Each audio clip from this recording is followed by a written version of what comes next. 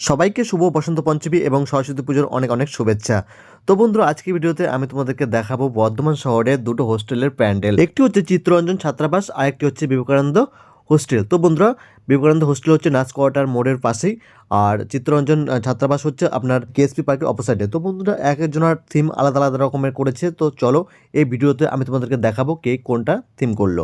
তো বন্ধুরা, এক টুকরো গ্রাম এটি হয়েছে বিবেকানন্দ হোস্টেলে। তো বন্ধুরা, তুমি যদি এই প্যান্ডেলটা দেখতে যাও তাহলে তোমাকে নাচ কোয়ার্টার মোড় থেকে পাশেই এই বিবেকানন্দ হোস্টেলেই এই ভিজিটিং করে এই প্যান্ডেলটা দেখতে হবে।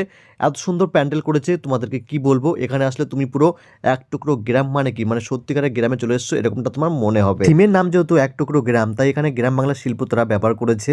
তো বন্ধুরা, তারা এই প্যান্ডেলটা নিখুঁতভাবে তৈরি করেছে। এখান থেকে মায়ের মুখটা তোমরা দর্শন করে নাও, মাকে দেখতে খুবই সুন্দর লাগছে। তো গ্রাম বাংলার সমস্ত কিছু এখানে তারা ফুটিয়ে তুলেছে একদম নিখুঁতভাবে। এখানে এসে মনে হচ্ছে যেন এক অন্য জগতে চলে এসেছি। তো কালকে 24 তারিখ, কালকে আসলেও তোমরা এই প্যান্ডেলটা দেখতে হবে। তাদের মধ্যে যে আরও কিছু কার্যকলা তারা তুলে ধরেছে সেটাও আসলে তোমরা এখানে দেখতে হবে। তো বন্ধুরা, লাস্টে লাইটিংটা আরও অসাধারণ করেছে, একদম গাছের উপরে তারা টুইলাইট দিয়ে আরও প্যান্ডেলটাকে তারা সাজিয়ে তুলেছে। নেক্সট প্যান্ডেল তোমাদেরকে দেখিয়ে ফেলি, এখান থেকে চিত্তরঞ্জন ছাত্রাবাস কেএসপি গেটের মেন গেট থেকে অপোসাইডে তোমরা এই ছাত্রাবাসটা দেখতে হবে। তাদের প্যান্ডেলের লাইটিং তো একদম সেরা, মানে বলতে পারো। তো দুটো মায়ের মুখ আমি তোমাদেরকে দেখাবো, কোনটা বেস্ট লেগেছে তোমরা সেটা বলো। তো বন্ধুরা, ঢুকতেই তোমার গেটের সামনে এরকম ধরনের লাইটিং দেখতে হবে। ফটো তোলার জন্য বেস্ট একটা প্লেস তারা বানিয়ে ফেলেছে। এখানে দাঁড়িয়ে অনেকে ফটোও তুলছে, তোমরাও তুলতে পারো। তাদের থিম হচ্ছে ঢোলকপুর ছোটা ভীম। তো বন্ধুরা, ওয়েলকাম ঢোলকপুর। এখান থেকে দেখতে পাচ্ছ, মানে ছোটা ভীমের কার্টুনে তোমরা চলে এসছো। প্যান্ডেলটি তৈরি করতে তারা এখানে ব্যবহার করেছে বাঁশ, কাপড়, থার্মোকল, রং এবং বাচ্চাদের খেলার সামগ্রী, জিনিসপত্র। তো বন্ধুরা, আমরা ছোটোবেলায় আগে ছোটা ভীম দেখার জন্য পাগল হয়ে থাকতাম। তখন আমাদের কাছে মোবাইল ছিল না, কিন্তু লোকের ঘরে গিয়ে আমরা এই ছোটা ভীম কার্টুন দেখতাম।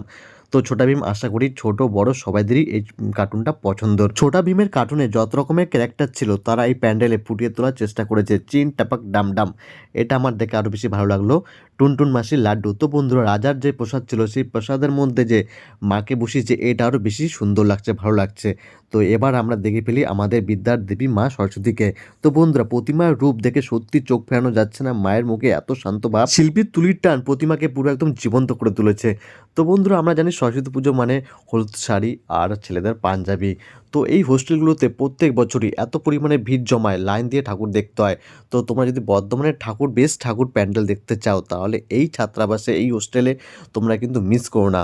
তো বন্ধুরা, অলরেডি আমরা ভিডিও লাস্ট দিকে চলে এসেছি। ভিডিওটা যদি ভালো লেগে থাকে একদম শেয়ার করে দেবে আপনার ফ্রেন্ডকে, লাইক করে আমার পাশে থাকবে।